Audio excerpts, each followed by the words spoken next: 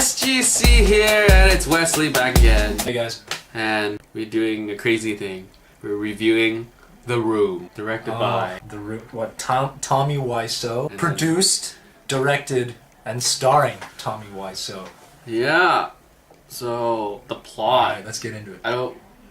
I think we watched like half an hour. Well, this time, this was my first viewing. You actually watched it. This is my second time seeing the movie. Yeah. I originally looked into it because it become so internet famous, and I always heard about saying that it was the worst film of all time, that it's totally unlike any other movie that you've ever seen or probably will ever see again. I was too curious. I had to see it, and after I saw it, I immediately recommended it to Sam, being reviewer guy that he is, in order to appreciate the good, we really need to know the bad. And this is probably about as bad as it gets. Yeah. I would, without hesitation, would be the worst film I've ever seen. Yeah. I mean, like, half an hour in, we still have no idea what the film's about. Like, on a technical level, on a plot level, and on a character level. Yep. It's... wow. Yeah. But it's interesting. If you see it as a soap opera, it still is probably the worst soap opera ever. And everything it does, it's really good at being bad. Yeah. There is not a single thing that this movie excels at. Yeah. And I think that's why that makes it so funny. You watched it twice. Yeah. And you still laughed. And wow. It was just, how did these actors not, like, wake up, pretty much? It's like, how do you, like, it's impossible. I think the main character, Tommy Wiseau, the most. I mean, he's the guy that wrote it and directed it and is the star, and he is by far and away the weirdest one in this movie. I don't think he's human. He sounds like a robot mimicking human speech. What is his act? I don't even know. It's kind of French. Even his speech pattern is messed up. He doesn't talk like... He doesn't chunk his words. Like, Christopher Walken is weird when he talks. But this is on a whole nother level. If it's acting or this is how he talks in real life. What is he? I have no idea. It's funny how there's a game that was created because this movie is so famous now. And they actually made a 16-bit version of the movie into a game, a 16-bit version game, and it's pretty funny if you look it up on Wikipedia. I think it's a Newgrounds thing. I'm not surprised. Yeah, I mean that's even hilarious. So 2010, it's an unofficial adaptation, and the ending is... Of course, it's an unofficial adaptation. Looking at the stats on this movie. It cost $6 million to make, which I guess is kind of small in terms of movie money. I can't believe they managed to spend $6 million, considering how they use maybe, 2 sets? And outside. With a green screen. With a green screen. There must have been some mighty expensive green screen. With a total box office earnings of... The initial run. $1,900. Working full-time at McDonald's for a month would net you about the same amount of money, and probably less. You would make profit because you made that $1,900, and there'd be less pain involved. Yeah, and then like those scenery scenes, like they have nothing to do with the film. Yeah, every time they want to make a cut from scene to scene, they have to pan out to this view of New York, but I think I saw the Golden Gate Bridge. Yeah, so San Francisco. Which one is it? I have no idea. Like it's and then even like moving from room to room in the same house. That was so stupid. That transition. Like, did he go outside and come back and then come back into his other room? Sometimes it looks like day, and other times it looks like night. Yeah, and no one closes the door. It's like a weird alternate universe when time doesn't matter. And people don't talk like they should. There's no consistency at all. Like the door never closes. No one closes the door because someone is coming in like later, or like when they're putting the clothes back on. It's like, hurry up! I gotta open the door. Okay, the door's open. Or people will walk in say their lines, and then just say, I have to go now, and then just leave. Or this other Denny guy, he came in and he sat on the floor when there was no one on the couch. And he's like, I gotta go. Yeah.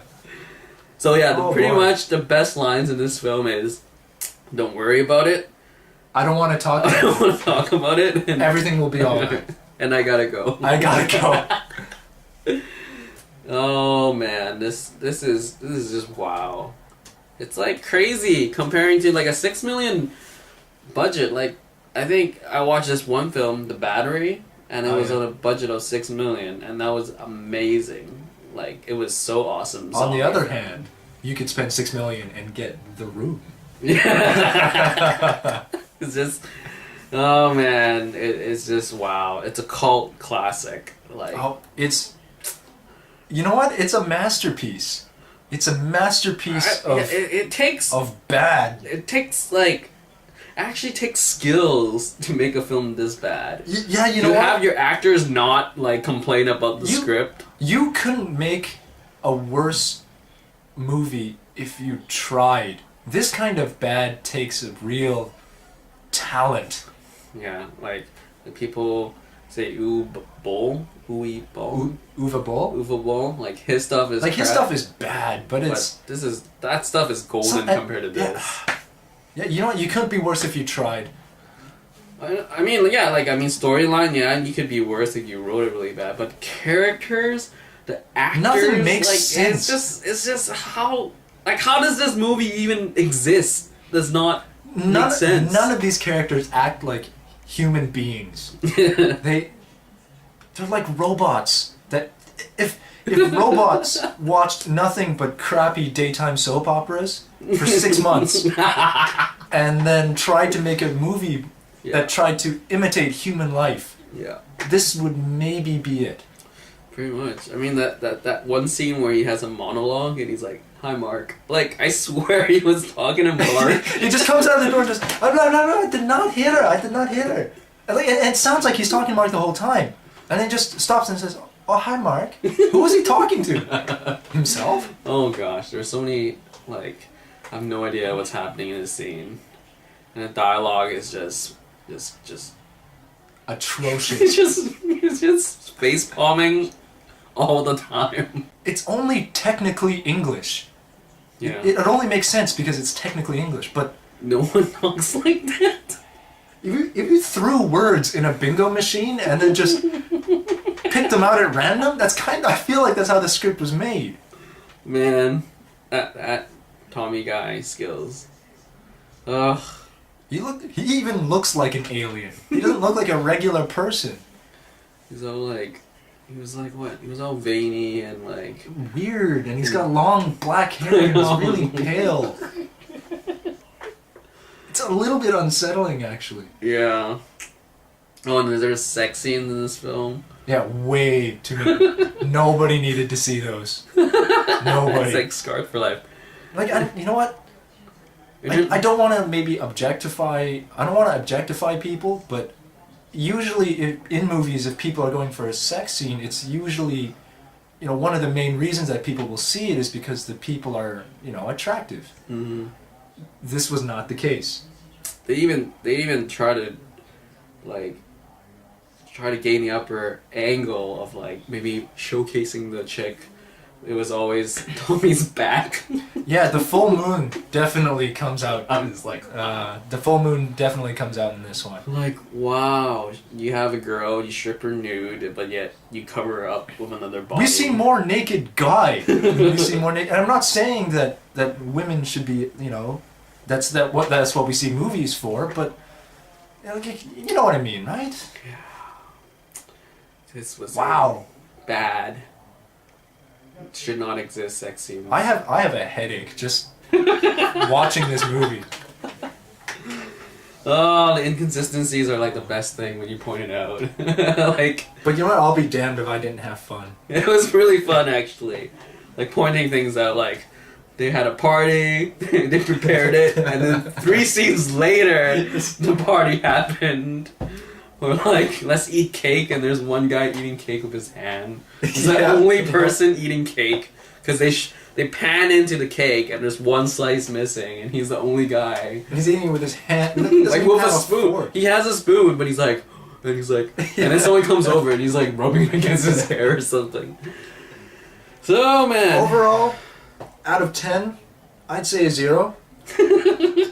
And yet, I would have to recommend it. Yes. You know what? You have to watch it if you like movies. You can't not. Just don't watch it by yourself. Like would you recommend by yourself? Maybe not by yourself. How was your first viewing? You watched it by yourself. I thought it was pretty funny, but I kind of started doing other things halfway through. Definitely, if you see it with a bunch of friends, you'll have a blast. Yeah. If you're just like laughing. It's a comedy. Yeah. So that's pretty much it for this classic The Room review. It's a 2003 film, which is surprising. It looks like it's made in 1999. I know. So thanks, Tommy, for giving this to the world. You're tearing me apart, Lisa. This is the best. Anyway, that's all for this movie review. The Room. See ya. Bye, guys.